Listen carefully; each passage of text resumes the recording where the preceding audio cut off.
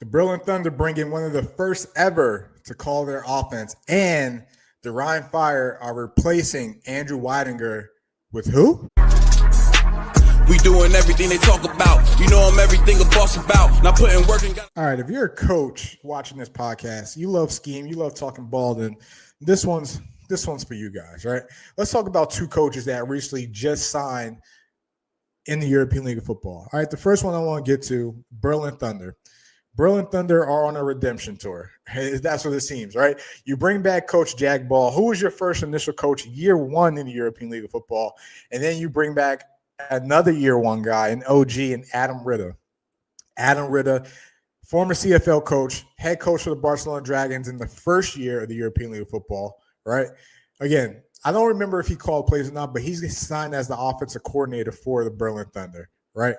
So what's he working with? What's Berlin going to do? Berlin's team right now is made up of a lot of young talent on both sides of the ball, right? Jacob Sullivan is back, all right? And he's going to be the guy leading the charge. But we'll see. But when we talk about Adam Ritter as an OC or his offense, right?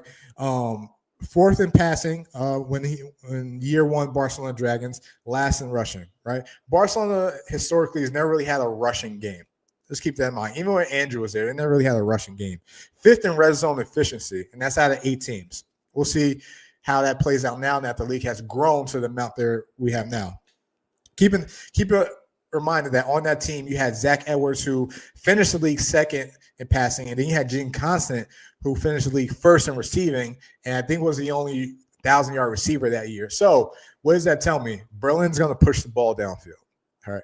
I don't know if they'll have much of a run game because that's not what we've seen from Adam in his offense and what that run game has looked like. And to be honest, over the past couple of years, we haven't really seen Berlin have much of a run game, even signing Ali Khalif last year, who didn't really pan out or didn't really provide the spark that we all thought he would. All right. But they're going to push the ball downfield. And you look at the conference that they're in when you got Hamburg, when you got Nordic, when you got Rhein, right? A lot of young talent too. Adam's gonna have to get creative in regards to how he wants to call his offense. But we'll definitely see how that pans out for the Berlin Thunder. So if you're watching this podcast, Berlin Thunder fans, let me know what you think. How do we feel about Adam? How do we feel about our talent moving forward, right? Heading into this year, because we're like a month and a half away. We're like 2 months away. 2 months from live action, a month from when players start to report. Actually, a couple weeks from when players start to report. I think a lot of players start reporting early April. So we'll see. We'll see. Let's talk about who the guy is that's going to be replacing, has the privilege of replacing Weidinger. The Rhein Fire signed Ed Warner. All right. He's going to be replacing, he is the offense coordinator. He will be replacing Andrew Weidinger calling plays. And this is a big O-line guy. You look at his history and where he's been, big O-line guy, rich get richer in the Rhein Fire. Remember, they've always been known for having one of the top offensive lines in the European League of Football. And no mistake why Jim Tasula wanted to go after this guy. Let's break it down. Ed has been at a lot of big schools. You talk about Notre Dame. You talk about Michigan. You talk about Michigan State. You talk about Ohio State, obviously, under Urban Meyer, Kansas, and most recently at Florida Atlantic for the past 3 seasons. Minnesota, Army.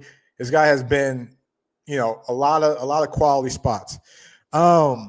He's going to inherit a Chad Jeffries, who's an MVP caliber player, a TJ Alexander, who's might be on the verge of a breakout year now that he potentially is going to be the lead back since Glenn's going to Nordic. You talk about, again, one of the best offensive lines. You talk about receivers, angry receivers. Jordan Bua plays with a chip on his shoulder. Harlan Kofi, one of the most physical receivers, plays with a chip on his shoulder, right? And a lot of other young, talented guys around there, right? He's walking into a good situation, right? Let's talk a little bit about his offense. Primarily a spread type offense, a lot of 11 personnel. What does that mean? 1 back, 1 tight end, right? You might get no huddle. We haven't seen a lot of no huddle in the European League of Football, but you might get a little no huddle with Ed Warner.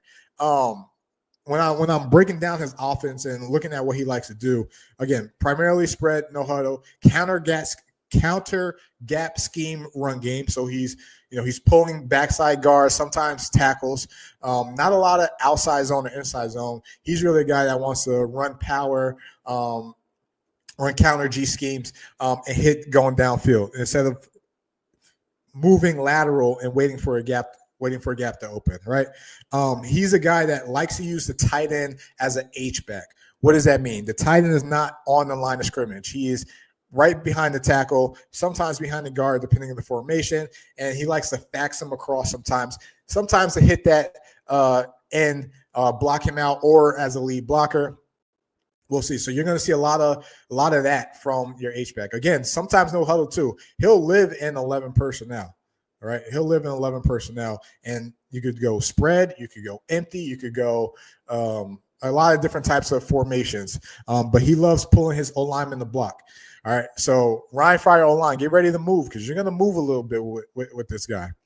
Again, big O-line guy. Looking at some of the notes. Again, we talked about some of the talent he's inheriting. How does he adjust to, in terms of like his expectations when it comes to Europe? Obviously, there's some type of connection there for Tom Sula to even go after a guy like this. But I'm interested. To see what this guy's going to draw up. He's worked with a lot of great talent.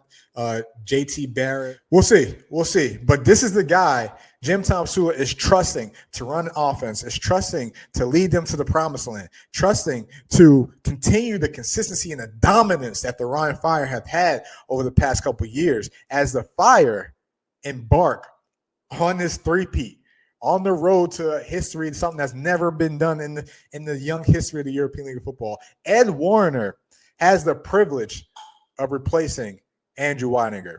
Drop a comment. Let me know what you guys think. How do we feel about Ed Warner? Rhein Fire fans, talk to me.